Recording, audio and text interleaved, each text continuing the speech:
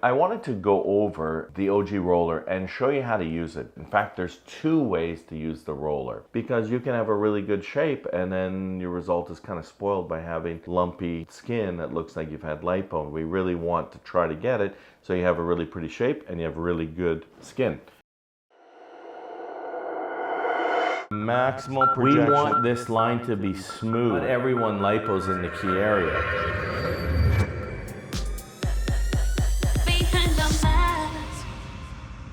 And so here we are with the patient. She's a couple of months past having a BBL and she's been rolling and her skin is just absolutely, I mean, she's ahead of schedule, I would say. I mean, if you look at her skin, super soft, there's no lumps and bumpiness. I mean, after having lipo at 2 months, this looks really, really good. We're now like a little bit more sophisticated in 2023 with our results. Now, it's like, okay, well, let's pay attention to the quality of the skin afterwards, because you can have a really good shape and then your result is kind of spoiled by having lumpy skin that looks like you've had lipo. We really want to try to get it so you have a really pretty shape and you have really good skin.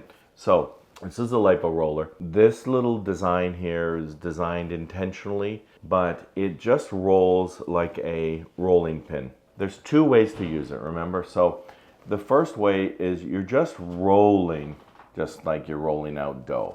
And so this is kind of how much firm or how much pressure you can take, you roll yourself. You can roll the sides, the back, everything. So that's sort of one technique where it's just a general roll throughout.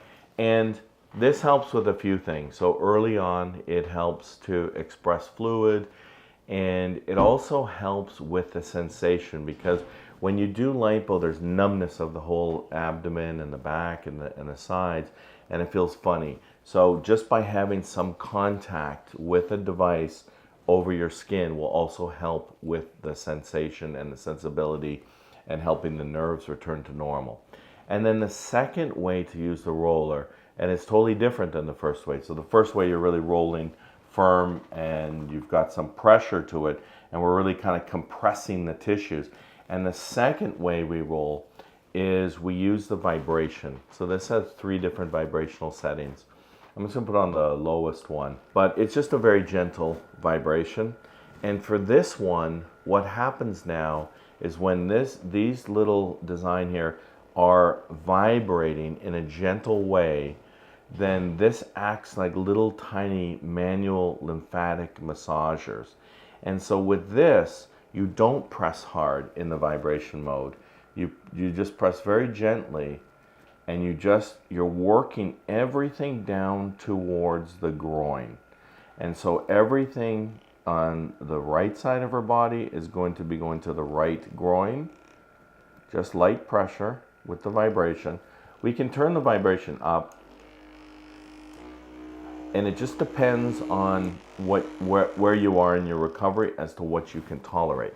So start off with the first level, work your way up after a couple weeks to the second level, work your way up to the third vibrational level after a couple more weeks. But the main point of that is that this is going to be very light, very little pressure, but we're working it to the groin. Well, why would we bother working it to the groin? Because this is where all the rich lymphatic vessels are, and this is kind of like the clearinghouse of the fluid. So from this half of the abdomen, you're working it down to the groin. On this half of the abdomen, you're working this down to the groin. Turn the vibration on and very gentle pressure, because we're doing 2 different types of massage here because we're working at 2 different levels. So the first level is we're working much deeper in that scar tissue, and we're trying to align and compress those fibers that are healing. But when we're working in the vibrational mode, we're going to be working very gently and doing it in this quadrant technique to move the fluid back to the lymph nodes, because we're only in the level of the skin. So you don't want a lot of pressure to get deep. You just want to be on the superficial, because that's where the lymphatics are. And so by doing that and just very gently with the vibration, just allowing this, just really just the pressure of this in and of itself to go here, you're pushing all of that fluid through the lymphatic vessels because you're opening the lymphatic vessels and you're drawing that fluid. And you want to put it into the lymph nodes because from there, they go back up to the heart, they go to the kidneys, you pee the fluid out and you're getting rid of that fluid. And so those two ways of using the roller is the way you get very good, soft, beautiful skin after having liposuction. So you get to have a super good shape and no telltale signs that you had any surgery done. That's why rolling is so important to do. I recommend patients do that. Start using the roller right away after surgery. Even if you can only do it on the outside of your faja because you're a little bit too bruised and tender, you can start just gently on the outside of your faja, and that'll help you. And then as you start to heal and you start to be able to accept a little bit more pressure from the roller, you do that deep, and then you do vibrational, divide it up, work it down to the lymphatic vessels, to the lymph nodes, and that's how you get the very best smooth skin after having lipo.